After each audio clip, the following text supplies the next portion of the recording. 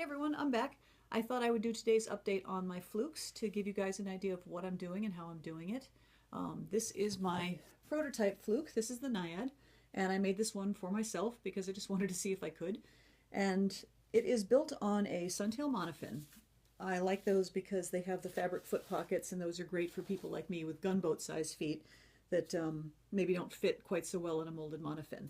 Now, my plan, long term, if the Kickstarter gets funded, is to do Flukes on lots of different types of commercial monofins. So if you do prefer something more athletic or a particular fit or whatever, there should be a choice for you. But in the meantime, this is my first one. And this is a good quality platinum cure dragon skin silicone. And I opted to use a slightly heavier consistency than a lot of the Flukes that are out there because I didn't have to worry about the rest of the tail. You don't have to pull a Fluke up over your hips. So I was able to go with something a little bit sturdier, and I really like it because it's got wonderful movement in the water. You'll note, now that it's sitting upright like this, that there's no fluke flop. It stays up on its own. And I think even with the larger designs that will be the case because this stuff is a nice firm consistency.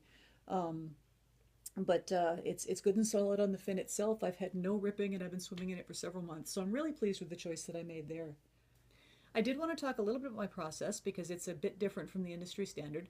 Normally when you're making a silicone tail, you do 2 half molds of the silicone Fluke and you sandwich those together over a commercial monofin and it's glued in place. And that method works great, but I did something a little bit different. I actually created my clay sculpture on my monofin and made the mold with everything in place. So when I pour one of these things, essentially the fin goes into the mold and it gets poured all at once. So there's no glue needed, it gloms nicely onto the fin, no air bubbles, it's virtually airtight. If I get any water in there at all I have to do is store it like this when I dry it at night and it comes right out. I've had no trouble with water staying trapped at all. It's also a virtually seamless pour because it's all done at once, it's not glued together. So I've really been happy with that particular innovation and I think it's going to go over well. This is the Suntail without the foot pocket, just so you can see what it looks like.